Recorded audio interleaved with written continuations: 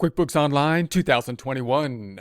Recurring transactions related to adjusting journal entries such as depreciation expense and prepaid insurance. Let's get into it with Intuit's QuickBooks Online 2021. Here we are in our QuickBooks Online practice file. We're taking a look at reoccurring transactions. Going to the cog up top, we're going to go to the list items. We're looking at the recurring transactions list. These are the recurring transactions we have done thus far. We see the types here: invoice, bills, expenses, and so on and so forth. Now we're going to be taking a look at journal entries. So to consider the journal entries, let's jump on over to the QuickBooks desktop just so we can consider it in context. You don't need to have the QuickBooks desktop in order to follow along. We're just taking a look at the flowchart. So in prior presentations, we looked at the memorizing of the transactions or recurring transactions for the payable cycle, including bills or possibly check forms or expense forms, which are pretty clear as to how those might fit into the cycle. And then we have the revenue cycle, where we looked at recurring transactions for invoices or sales receipts. Now we're thinking about basically the end of the process, those being the adjusted entries, those entries that we typically might have to put in place in order to adjust our books to whatever accounting basis we are using, typically the accrual basis. We call those adjusting entries, done periodically, typically at the end of the month and or end of the year. Those include things like recording the depreciation expense or prepaid insurance. Some of those can be standardized, and therefore we can use the recurring transactions in order to deal with them as well. So let's go back. So also just note that we don't have a standard form for these kind of journal entries, because they're not something that happens on a day-to-day process, but are adjustments that happen periodically. Therefore, we use the good old debit and credit journal type of form. All right, so let's gonna close this back out, and we'll think about our two types that this could fall into. One, depreciation, recording depreciation, which sometimes can be somewhat standardized, especially if using straight line depreciation. And two, say a prepaid type of item that we put on the books as an asset and then record part of it over time, most commonly used, or the biggest example of that being prepaid insurance. So we'll take a look at those two items here. Let's start off with the equipment. So first, let's open up our reports, balance sheet, and income statement. Going to go to our drop down, or our tab, not our drop down, the tab, right click on it, duplicate it. I'm going to duplicate it again so we can open up the balance sheet and income statement, right click on it, and duplicate again. So we're going to be opening up the good old balance sheet and then the income statement, otherwise known as the P&L, profit and loss. We'll do that by going to the reports on the left-hand side, opening up the profit and loss report. I'm going to change the date range. Actually, that's okay. It's in the current year, 2020. Closing up the hamburger, I'm going to go to the report to the left now, open up the balance sheet by going to the reports on the left-hand side, opening up the BS balance sheet report, and then I'll close up the hamburger for that one. Now we're going to first record the asset on the books for our depreciable asset. So we'll record something here that's going to be depreciable, and then we'll do the depreciation related to it and standardize that or make it a memorized or repeated transaction. Back to the first tab, I'm going to hit the plus button to put this equipment on the books. We're going to say we're going to purchase something. Let's do it with an expense form, and we'll just purchase it with cash here. Just put the equipment on the books, so this will kind of pull together. I won't even put a payee. I'll say it's a check, and we'll say this happened on 12/31/20. And I'm just going to call it, the category is going to be equipment. Now I'm looking for a fixed asset type of category. Let's say equipment. We don't have equipment. I'm just going to call it equipment. I'm going to set it up, tab. It's not going to be an expense, and this is the key. We're going to put it on the books as basically an asset, of course, because it's going to be a large piece of equipment, and then we will expense it in the format of depreciation. So we'll put it on the books as an asset. So it's going to be a fixed asset. There we have that. Looks good. And we'll save it. And we're going to put it on the books and say it's $20,000 piece of equipment. So we're not going to expense the $20,000. It's too large. It's going to be impacting multiple periods. So we're going to say save it and close it. Check it out. Let's go back to the balance sheet and refresh it and hold down Control, scroll up just a bit. We then see our 20,000 in equipment down here. So now what we want to do is record the depreciation for it and try to standardize the process of the depreciation. To do that, we will estimate that the depreciation will be, let's say, a straight line depreciation for 5 years. So if I was to say, all right, let's pull out the trusty calculator then. Trusty calculator for doing calculations. I want to calculate with the trusty calc, and we're going to say this is going to be then 20,000 divided by 5 years. That's times. 20,000 divided by 5 years would be 4,000 a year. So we could put a recurring transaction at 4,000 a year, but we might want to do it monthly. So if I divide that by 12, we're talking 333.33 a month. So that's what we'll look into. We'll say that's going to be the 333.33 per month recurring transaction. So I'm going to then go back up top here, go to the first tab, and let's say I'm going to say plus. And this time I have to go to a journal entry. That's the normal transaction we use here, journal entry. We're going to debit depreciation expense, standard depreciation journal entry. Depreciation expense. And I'm going to set that up, and we'll say that this then will be a debit to an expense account, depreciation expense, and we'll just say other here. So depreciation expense, save it and close it. And then I'm going to say this is going to be for 333.33, description adjusting entry, I'll call it. And then the other side is going to go to accumulated depreciation, which again, we don't have set up yet. So accumulated depreciation tab. And I spelled it wrong. There we go, tab. This is going to be a fixed asset type of account. And I'll say this is going to be accumulated depreciation. There we have it. And save that. That's our standard kind of a journal entry. And this one's as of 12/31. Now, I'm going to make this a recurring transaction in a similar way we did with the forms down below and try to record this every month. So I'm going to go down here and say make recurring. And so it's going to be a template. Now we could either schedule it or have it as a reminder. So if it's a recurring transaction, we know it's going to be the same, then we might simply record it, just schedule it. If it's straight line, it typically will be the same, but if we're using some other kind of depreciation or possibly talking to our accountant to help us out with the depreciation, that they might record and we're just going to record what they have because they might be using tax depreciation, or we might have double declining balance, or of course we might have more than one piece of equipment. So the depreciation might not be standardized each month, but I do know that we need to do a journal entry for it each month. So maybe I use this as a reminder so that I can then see what the journal entry should be, debit this account, credit this account.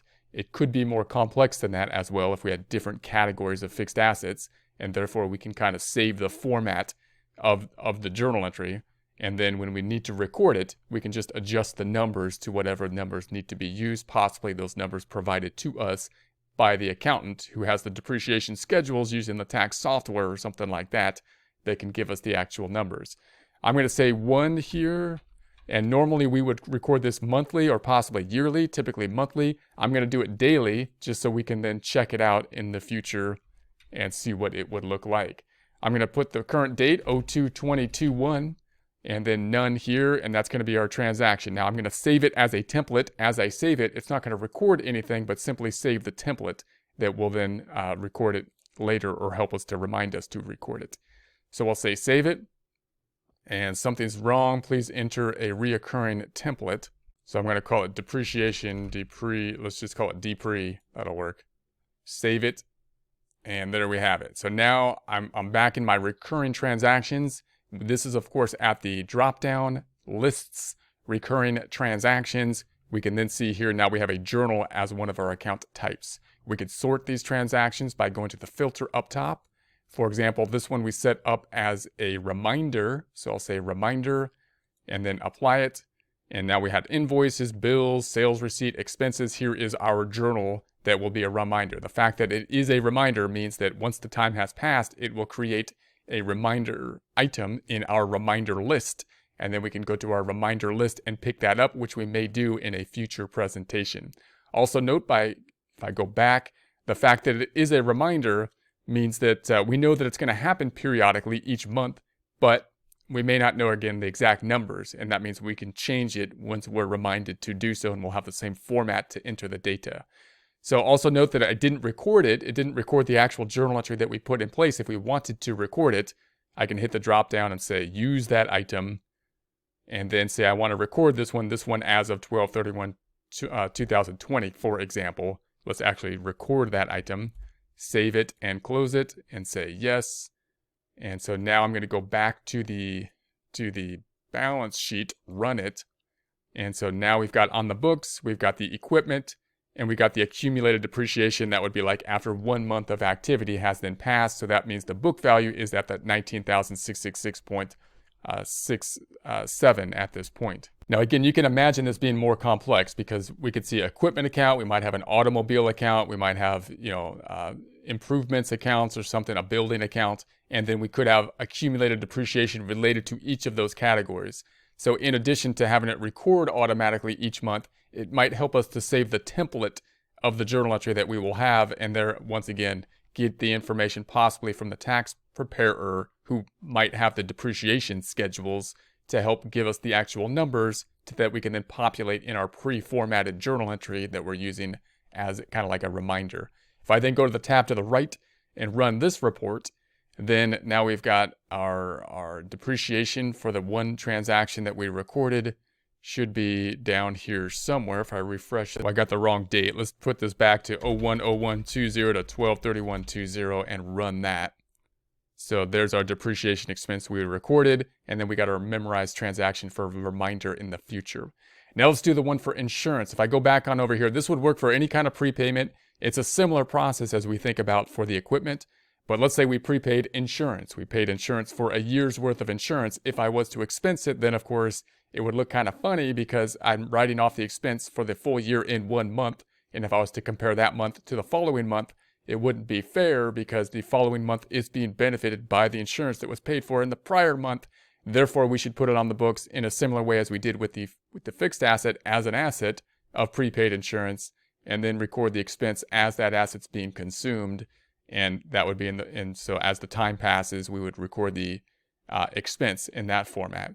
So let's take a look at what that would look like. Similar process. You can do this for anything that's like a subscription. So if you had software, for example, QuickBooks or something that you paid 12 months in advance for the full 12 months, and it would be more proper to record it as, prepaid for the software and then record monthly the expense so that when you look at the income statement, it has a fair representation of the expenses that you have consumed, not the cash basis in that format. If you prepaid the rent in that way, same kind of concept. Insurance is just the most common example because by definition, you always prepay insurance. So let's go back on over and let's say that we're going to say another item and we're going to buy the insurance this time. I'm just going to put it on the books as an expense. And we're going to do it a little bit different than what we did with the insurance before. I'm going to say insurance prepaid. This is the vendor name just to distinguish a different vendor. And let's fix it, insurance prepaid. And then we're going to put it on the books at 12/31/20. And then I'm going to go down here, and instead of putting it into insurance expense as we did before, insurance expense, it's an expense account here. That might work well or be fine if we pay it every month. And it's a monthly kind of expense, even though we're paying basically before the month happens, typically with insurance. But if we pay for an entire year of insurance, which is quite common because we might get a discount for it, then it would be more likely we should put it into prepaid insurance and do it this prepaid thing. So that's what we'll do here. I'm going to say insurance, let's say prepaid insurance. Prepaid insurance. There we go. Now this is going to be an other current asset type of account. So we'll say this is going to be an other current asset. It's going to be some type of prepayment, prepaid expense, prepaid insurance. Putting that on the books, we're going to say let's put it on the books for $12,000 and imagine that was for 1 year's worth of insurance, meaning if you break it down to per month, it'd be $1,000 a month. So we're going to save it and close it and say yes. Let's check it out. We're going to go down to the balance sheet or back to the balance sheet, scroll up, run the report. Now we've got prepaid insurance. We paid for a 12-month plan, $1,000 a month, and we paid for all of it in this time period, so $12,000 up front, but we haven't consumed any of it because no time has passed yet since the purchase. Nothing then is going to be on the income statement. Now we'll do the adjusting entry, which would be to debit debit insurance expense for the amount that we consumed and credit the prepaid insurance, and we can make that automatic because it's going to be the same amount, $1,000 each month. So we can just make that a standard automatic transaction. Back to the first tab, let's do that. We're going to say, let's hit the drop down, make it a journal entry. And standard journal entry then would be insurance expense. This is going to be our expense form now. And we're going to say it's going to be for $1,000 because it's $1,000 a month. And then I would put the description would be ADJ, adjusting journal entry, insurance, something like that. And then the other side is going to go to prepaid insurance, and this will decrease the prepaid insurance amount there. So decrease the prepaid insurance, put it into insurance. We're going to make this a reoccurring transaction because we can do this for an entire year. So I'll say make it reoccurring, and we're going to call this insurance ADJ. This time we can just schedule it. I can make it scheduled or a reminder, but this one's going to be automatic. I know exactly what it is. I don't have to change any numbers. So possibly this one I just schedule it. Just do it without me having to double check it. I'm going to say 1 here. And then down here, most likely we would then be choosing monthly, of course, monthly. And then we might have an end date because we know the insurance policy lasts for 12 months. So this one we would probably want to set that end date and say, do it automatically for 12 months and then end it at that point. And that's how we could set it up. But we want to see it shortly. So I'm going to say I want to do it daily just so I can check it in a day. And we can look at what happens. And we'll put the current date 02/22/1. And then again, we would probably want to set an end date here, but I'm not going to do it for our example. I'm going to record this, and I won't actually record it. It'll save it as a template when I save it. If I want to record it, then I can go back into that template and then basically record the current transaction, and then the next one will happen according to our schedule. So we'll save it and say yes. And then if we go back to our templates, we can hit the cog drop down, lists reoccurring transactions. I'm going to close the hamburger, and I'm going to close the filters. This is all the reoccurring transactions. And of course, now we're looking at our journals. Here's the 2 journals. We can then sort by, if I hit the drop down, let's sort by the items. This time we have one that is simply scheduled, not as a reminder, but simply going to be scheduled. Apply it. There we have our invoice. There's our journal, bill, sales receipt. Here's our journal in that format. That means that when this becomes due, it's simply going to record the transaction rather than putting it up top as a reminder. It's just going to do it. It's just going to record it.